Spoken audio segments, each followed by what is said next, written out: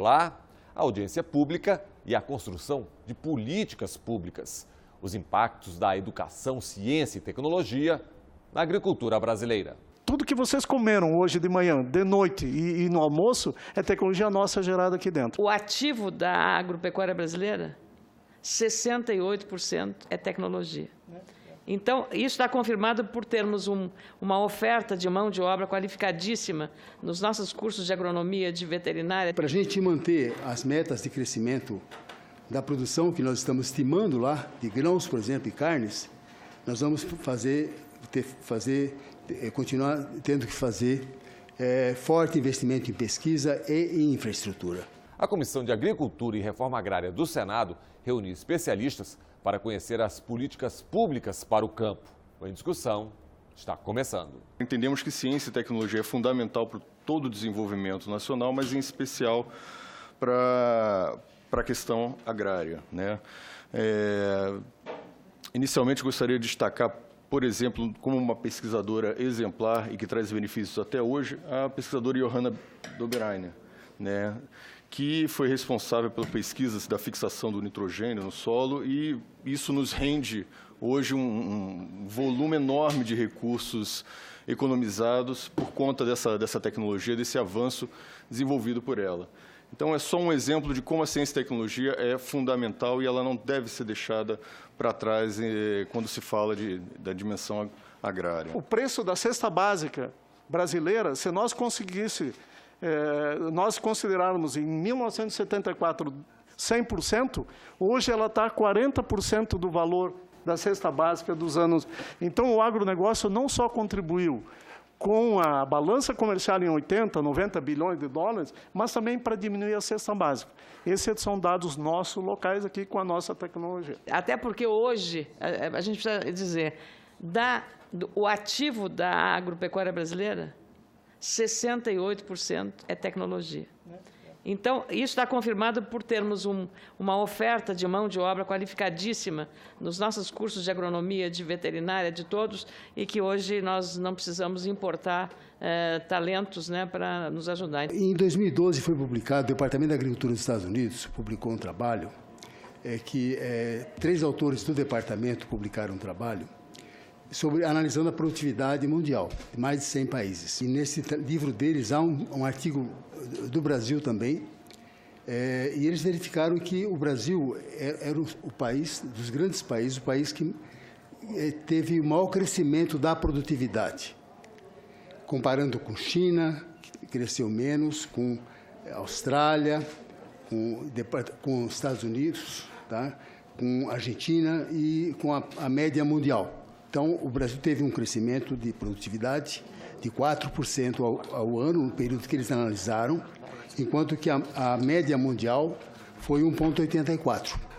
E a dos Estados Unidos, que os Estados Unidos alguns anos atrás, eram quase que um sonho para a gente crescer como eles cresciam, e atualmente a produtividade brasileira, do Brasil, da agricultura brasileira, cresce mais do que a produtividade dos Estados Unidos. Eles têm crescido a uma média anual 2,26%, nesse trabalho que foi publicado. Então, o que eles falam? Quer dizer, por que o Brasil teve essas taxas de crescimento tão elevadas, juntamente com China e outros países também? Então, eles atribuem, no caso brasileiro e no caso chinês também, que são países que fizeram pesados investimentos em pesquisa e extensão. Então, essa é a razão principal que eles colocam, também associado a políticas setoriais específicas que tiveram sucesso. Este ano saiu também publicado uma revista que circula na Europa, chamada Parlongraphie. E essa revista foi uma revista dedicada ao Brasil, e ela é traduzida quer dizer, ela sai editada em inglês, francês e alemão. E ela mostra também lá, um dos artigos que existem na revista, os ganhos de produtividade que o Brasil teve. E nós passamos a ser hoje um grande exportador de produtos agrícolas e especialmente alimentos. Isso se deve, segundo essa revista, basicamente aos ganhos de produtividade que nós tivemos. São três tecnologias que foram essenciais. a introdução da segunda safra do milho, que, se vocês olharem os dados, por exemplo, da Conab, o primeiro levantamento do milho de segunda safra ocorreu na safra de 79-80. Naquela época, a nossa produção de milho, eu anotei aqui, era 78, milho de segunda safra, 78 mil toneladas. Este ano, estamos fechando com 65,6 milhões de toneladas. Quer dizer, aumentamos quase 1000 vezes a produção. O milho safrinha é um exemplo típico de uma atividade que se desenvolveu devido à pesquisa. Tá? Outro ponto que eles colocam, outra tecnologia importante, é a resistência genética a doenças, que é também uma coisa importante, e o plantio direto na palha e o sistema de integração. Então, esses são pontos relacionados pela Embrapa, e que eu citei nesse artigo que eu publiquei aqui no Palmografic, como importantes na produtividade. Eu fui fazer um pós-doutorado em 2014 na Universidade de Colômbia e, junto com o professor Fischl, nós decidimos escrever a história da agricultura brasileira no processo de desenvolvimento econômico e mostrar o seguinte: o caso de sucesso que aconteceu na agricultura brasileira, ela é comparável aos casos de sucesso, por exemplo, no setor industrial. Então, o livro ele tem o título, né, Agricultura e Indústria no Brasil, tá? Ele está disponível no site do IPEA e ele faz um comparativo de 3 estudos de caso, que são estudos de caso em inovação tecnológica que nenhuma pessoa discorda, mas poucos conhecem a questão da agricultura. O primeiro caso é o caso da Embrapa, né, criada em 1973. O segundo caso é o caso da Embraer, que foi criada em 1969. E o terceiro caso, um pouco mais antigo, é o da Petrobras, que foi criada em 1953. E por que comparar Embrapa com os casos da Embraer e da Petrobras? Porque é muito simples dos economistas entenderem a inovação tecnológica nos casos industriais, mas na agricultura as pessoas pouco conhecem. Então, muitos acreditam que na agricultura a inovação tecnológica é simplesmente um processo de importar insumos, quando, na verdade, é um processo muito mais complexo, que depende de políticas, de ambiente institucional, e quando a gente analisa esses dois casos, é muito parecido com os exemplos industriais. É verdade, não se pratica agricultura como antigamente. Ainda bem, a mecanização, os estudos genéticos, as pesquisas estão por detrás da produtividade brasileira. Obra da educação voltada para o campo. Eu sou o coordenador da área da CAPES. A CAPES é dividida em 49 áreas do conhecimento. São professores que atuam como coordenadores. Nós não somos funcionários da CAPES, nós continuamos professores das universidades e viemos aqui ajudar a CAPES na avaliação. Então, a CAPES, como é uma fundação do Ministério, que tem a preocupação unicamente de formar gente.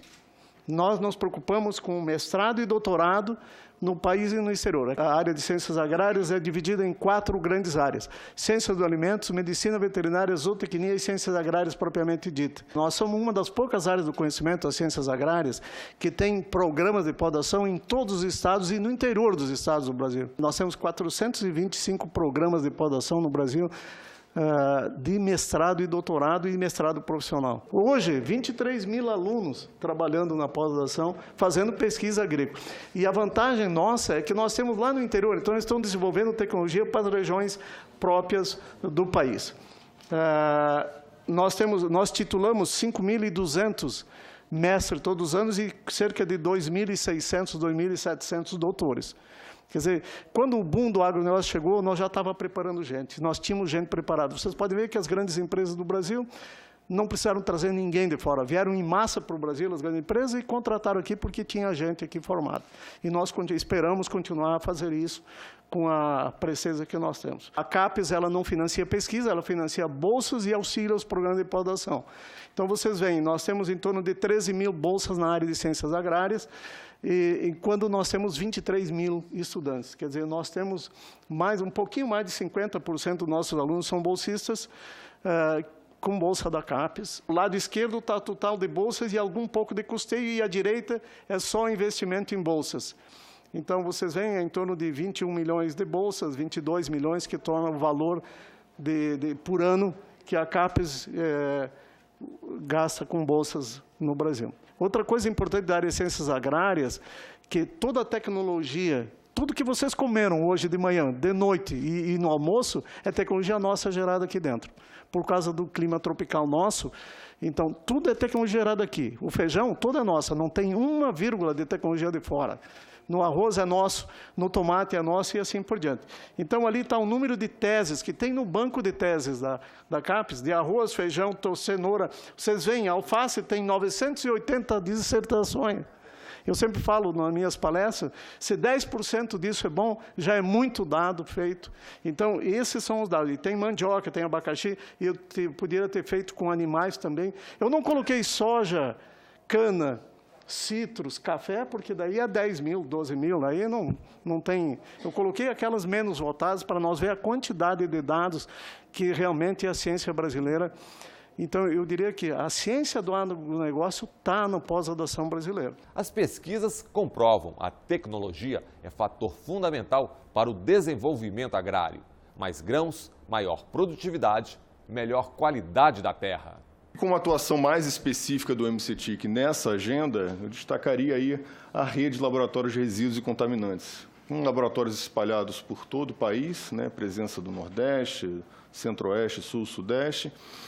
E é uma iniciativa que a gente vem desenvolvendo com os nossos colegas do MAPA, né, que tem o objetivo aí de garantir a produção de alimentos seguros para o consumidor brasileiro e evitar que barreiras não tarifárias sejam impostas nos nossos programas de exportação.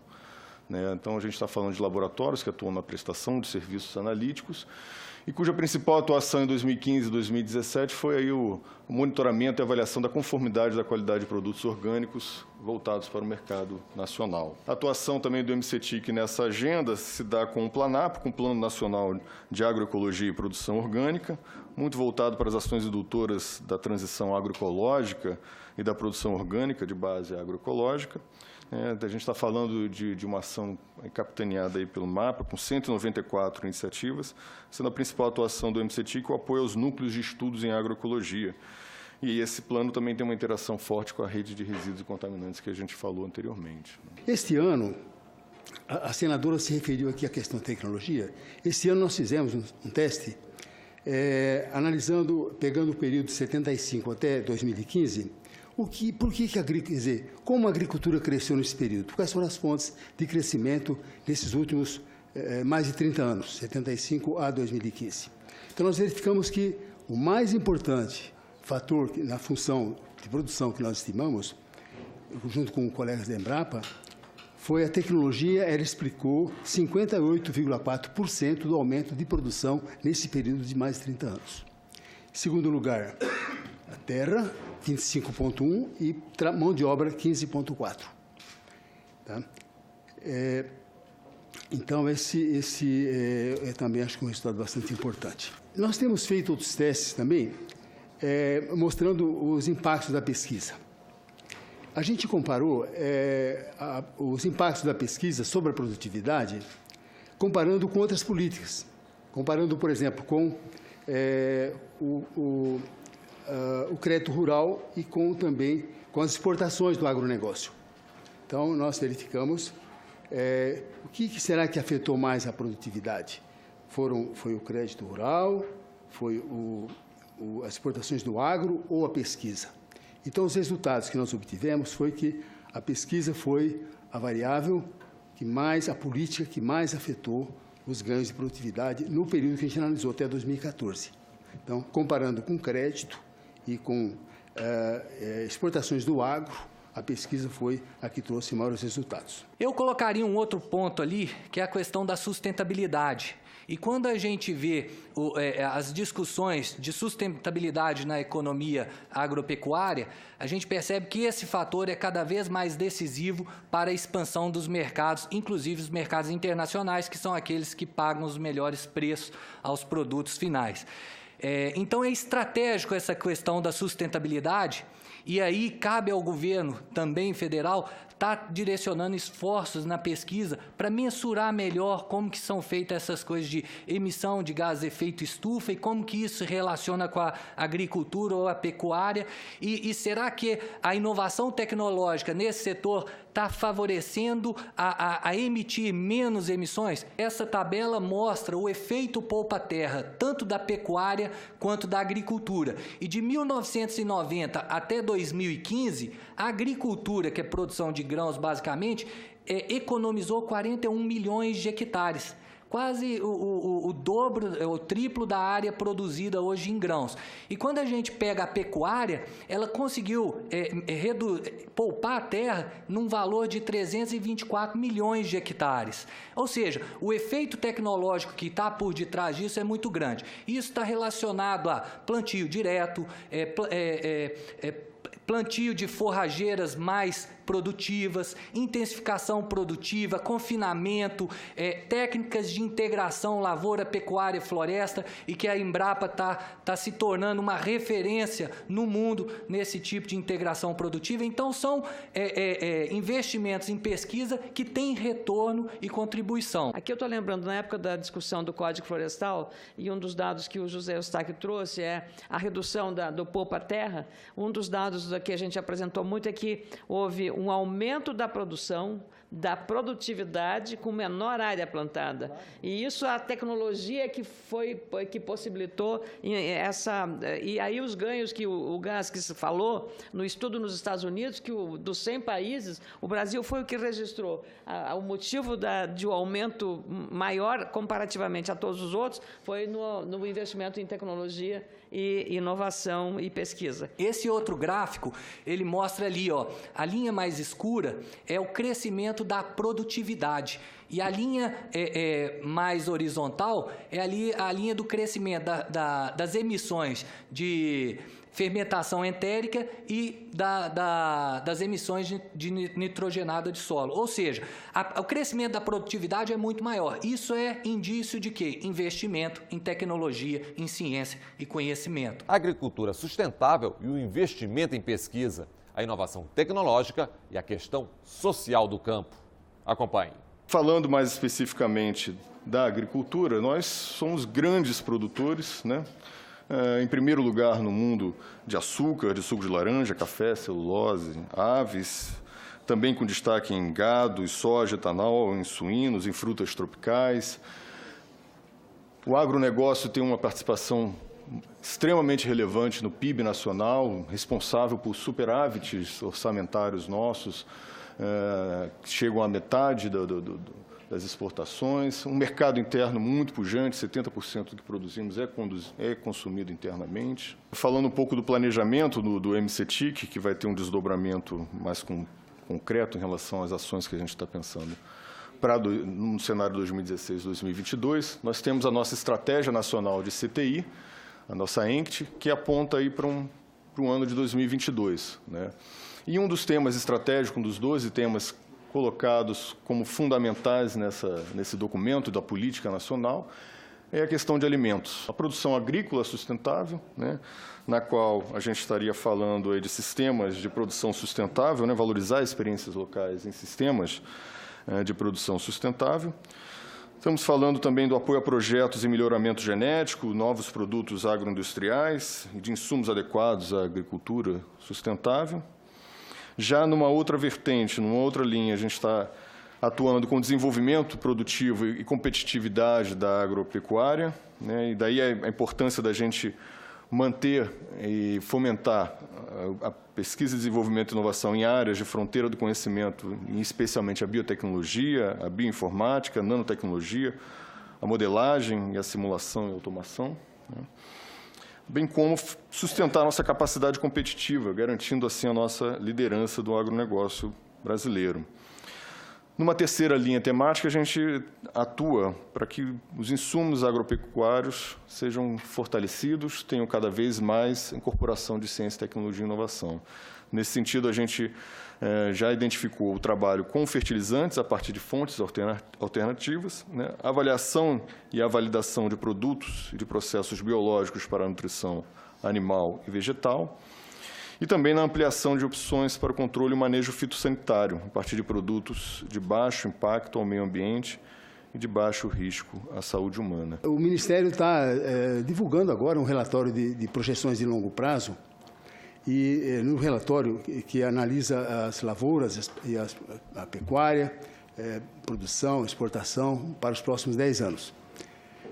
E um resultado que a gente chegou nesse relatório, que para a gente manter as metas de crescimento da produção que nós estamos estimando lá, de grãos, por exemplo, e carnes, nós vamos continuar tendo que fazer forte investimento em pesquisa e em infraestrutura. Aqui, esse outro gráfico mostra que de 2005 para cá, houve uma queda da taxa anual de desmatamento. Isso foi observado em todos os biomas. Ou seja, justamente a partir de 2005, quando a gente tem uma expansão da pecuária no bordo da floresta amazônica, é justamente nesse período que está acontecendo um forte investimento em intensificação produtiva e que os dados do inventário de emissões de gases de efeito estufa, que são apresentados pelo governo federal, eles datam até o ano de 2010. De 2010 para cá, os dados são uma extrapolação dos dados que nós obtivemos no passado. Ou seja, no período em que você tem o plano ABC, você tem algumas políticas que vão interferir na intensificação produtiva do setor, é justamente o período que a gente tem uma grande transformação institucional na pecuária brasileira. Ou seja, aquele bordo está ficando mais intensivo, mas com mais tecnologia e mais conhecimento. Ali são os dados de emissões. Basicamente, por que eu estou colocando os dados de emissões? Porque a agricultura acaba que a agropecuária acaba que fica como sendo o vilão de todo o processo quando a gente analisa as questões ambientais. E quando a gente pega o setor agropecuário, grande parte das emissões se refere à fermentação entérica do gado e a outra parte à fertilização nitrogenada do solo. Então, as técnicas que são investidas, em inovação no campo para mitigar esses efeitos são fortes. Ali são alguns dados da extrema pobreza, são dados que concentram na região norte do país, quando a gente percebe aquela coluna mais avermelhada.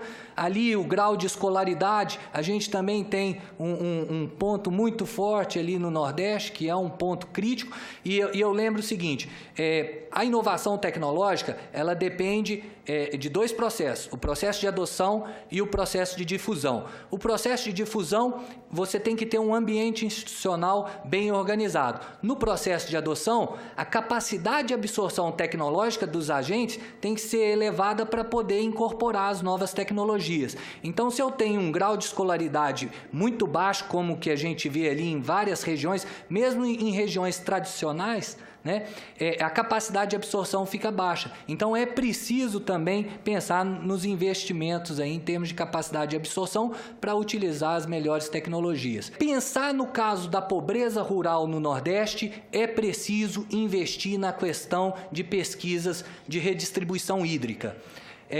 Não há como pensar em redução da pobreza no Nordeste sem investimento em pesquisa de como fazer redistribuição hídrica naquela região. Então, isso é preciso fazer e é preciso também fazer avaliação de políticas públicas nesse sentido. O pessoal produz 10 toneladas de trigo na Europa. Agora, eu quero ver ele produzir 4 de soja e 3 de trigo, aveia, no inverno, na mesma área, no mesmo ano. Quero ver eles fazerem isso. Não vão fazer. Então, esse debate daria para debater muito. Claro que nós estamos usando, eu reconheço, e eu acho que todos nós reconhecemos, que a gente usa muito produto no Brasil. Nós temos que seguir um outro caminho. E por isso que a gente trabalha com melhoramento genético para resolver isso. Nós pudemos dar uma ideia muito clara do que está acontecendo, da grandeza do trabalho. Eu procuro dizer, até eu acho que um ato não é de ufanismo. O Brasil está com uma crise grave, está.